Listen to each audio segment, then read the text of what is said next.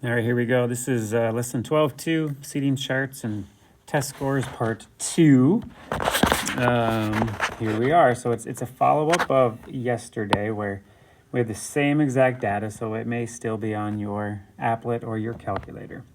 Yesterday we made a interval for the slope. Today we're going to return to this as we often do after intervals and make a test. If you remember from yesterday, let me remind you, let me find my applet. We had the data in here, so you could put your data in there. Pause the video if you need to and get that in there. And then run it. This is two quantitative variables is the choice you'll make.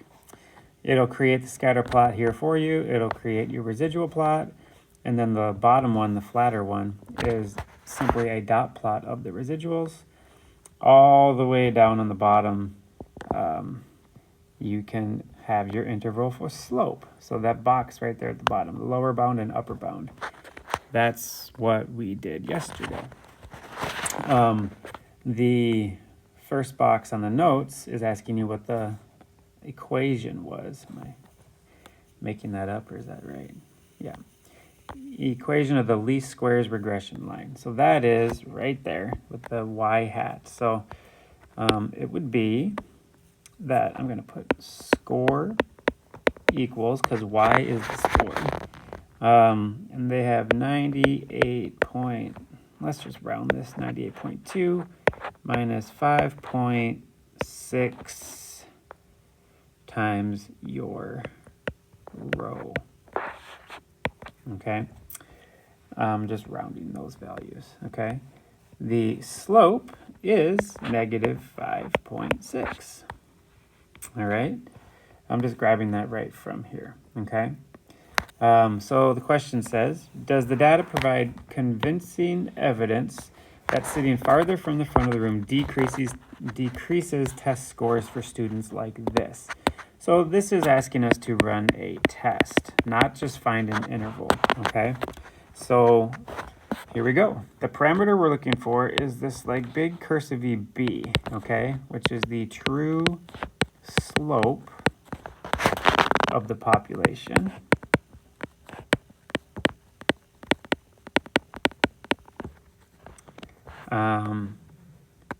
Regression line.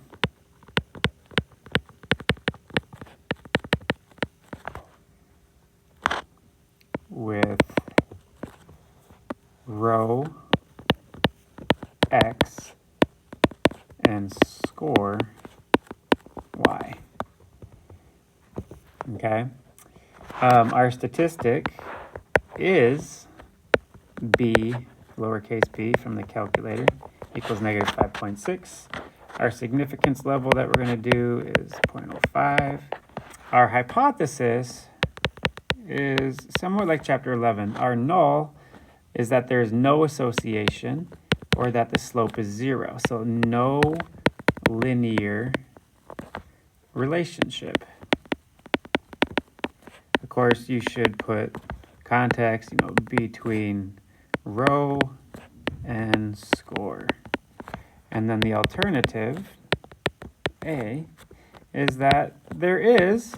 Now, you can do not equal to, less than, or greater than, but we're going to let our evidence guide us. So our slope is negative 5.6, which is less than 0. So I'm going to say less than 0 over here, right? This is less than 0. This is less than 0. So then don't overstate it, but then we would say that we believe there is the alternative, that there's a negative linear relationship between rho and score.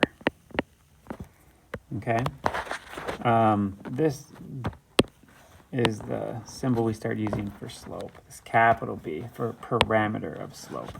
We use a lowercase b for a statistic, okay? Parameters, this, it's even more like cursive than this, you'll kind of see when you see other answer keys.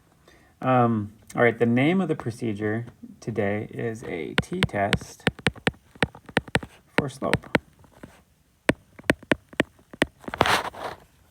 Okay.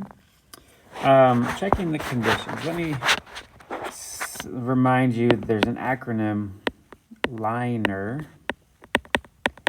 And we did this previous lesson, but I just want to touch on it again. So let me leave this up for a moment. Hold on. Okay, so LINER. So L is that your scatter plot is linear. So there's your scatter plot on your applet, and if you click on the show regression, it puts the line through it. So you would think to yourself, or it seems to me, that it's linear, right? Independent is your sample size. We had 18. Is 18 less than 10% of the population? That's something you'd have to look into. N is the residual. Make sure I do this right. Because the dot plot of the residuals has no skew or outliers. That's this bottom one that says residual with the dots above it. It just looks pretty evenly scattered to me. It goes from -8 to +6 there on the left side. I'll say there's no skew or outliers. And we did this yesterday, I'm just reminding you. And dot plot, and dot plot of residuals.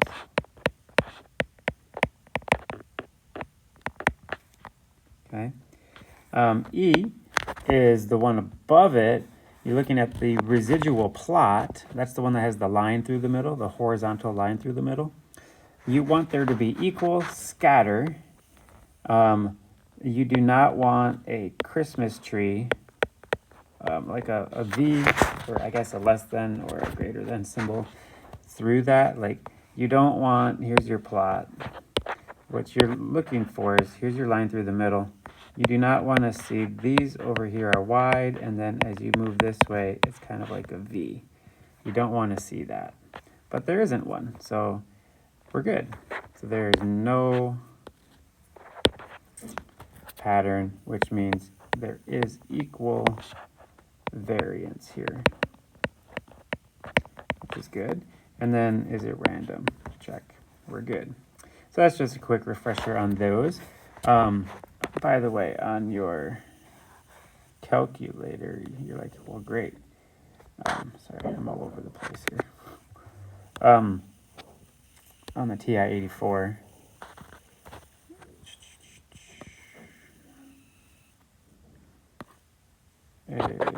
where did it go? Come back.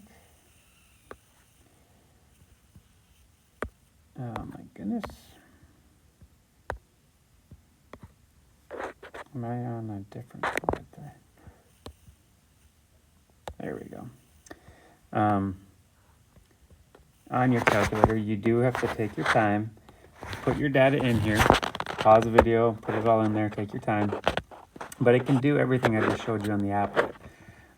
Once it's in there, you can go to the stat plot menu, turn it on, make sure you select all these items. If you want to see it, remember you hit zoom 9. My line is already going through there. I'll show you how I got that, but that's the scatter plot. If you want to run this test, it's the bottom two here, F and G. G will make the interval for the slope. F will run the test.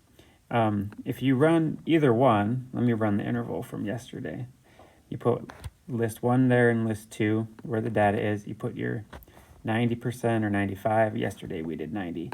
If you want to have the equation graphed, this is where you do it. Reg EQ, regression equation. Right here you hit alpha trace. Let me say that one more time. And then you pick Y1, okay? Which I already did. I'll say that again. So alpha trace, and then you're telling the calculator to put the regression equation into the y1 so it can be graphed. And then when you do that and you calculate it, it spits out the interval, it spits out lowercase b, which is the slope. Degrees of freedom, 16. For this chapter and this chapter alone, degrees of freedom is sample size minus 2. That might be worth noting. Okay. Let me find just a random spot. Here we go. So df for this chapter is n minus 2. So 18 minus 2 is 16. My test disappeared. Come back. Okay, and it has r squared, it has r, and all that stuff. But now that I ran the test, if I go to y equals, there in y1, it has placed my equation, my regression equation. And now if I hit zoom 9, the line is there. So there we go. If I instead go and I run my test, which is what I'm doing, linear regression t-test, make sure I choose less than because that's what I've got right here. And again, I can put my equation in there by doing alpha trace and choosing y1. Then I hit calculate. And there's my test statistic. Negative 9.43. My p-value, 3.079 times 10 to the negative 8, or practically 0. Okay, you will not have to ever do the work of this by hand. You'll never have to show the formula. Okay, if this does come up on the exam, it is purely a exercise on the calculator to find your statistic, find your p-value, and make your interpretation, make your conclusion. Okay. If you do scroll down on here, it gives you r and r squared again. So that's pretty cool. Let's make our conclusion here, and then we're fairly close to being done.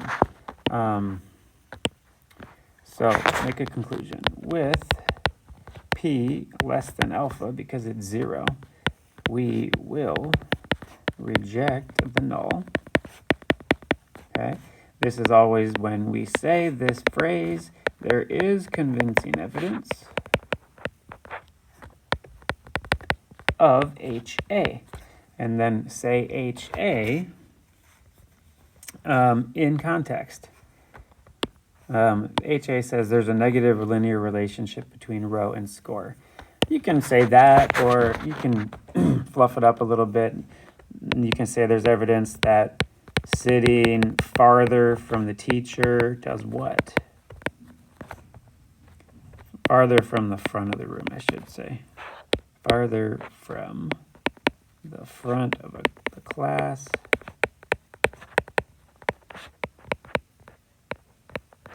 what does it do to test scores? Decreases them. We are proving that there is indeed a negative slope. Decreases test scores. And then for who? Not for everybody, but for students like these. Maybe in this school or for this particular teacher. We just always want to be careful that we're not overstating, because we should not project our results beyond this particular sample. Okay, this is probably just from one school or perhaps even one teacher. Number 2, the 95% confidence interval, okay, for the slope is this. Let me, before I just give that to you, let me show you where it comes from. Oops, wrong calculator, fag. So if I run my test, because my data's in there, if I do G, this is the interval for slope. I just have to change this to 95 and calculate it. Oh, why doesn't that match? 95%. You know what I think that is? I think that's the 90%.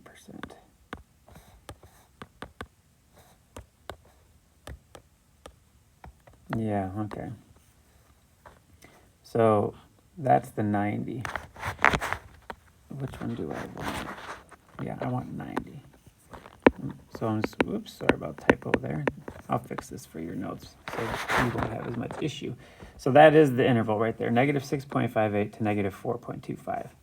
Explain how this is consistent with the conclusion that we made, okay? Our conclusion is that there was indeed a negative slope, that if you sit further back, it does decrease. So what we always look for in intervals is we look for is 0 contained in the interval.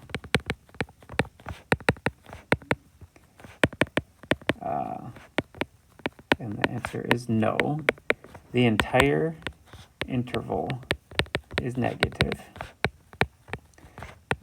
We've mentioned this before, it came up on a previous test. Suggesting, if it's entirely negative, it's suggesting the only possible slopes are negative, meaning sitting further away lowers your score.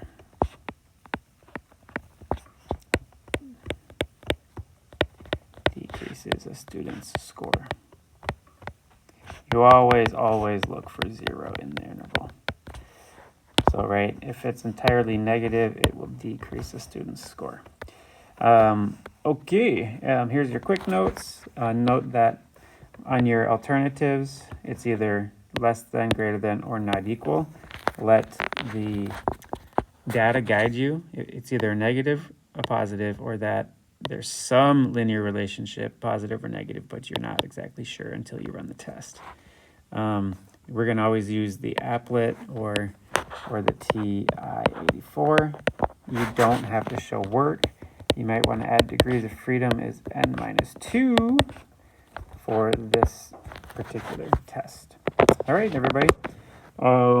Thank you for your hard work.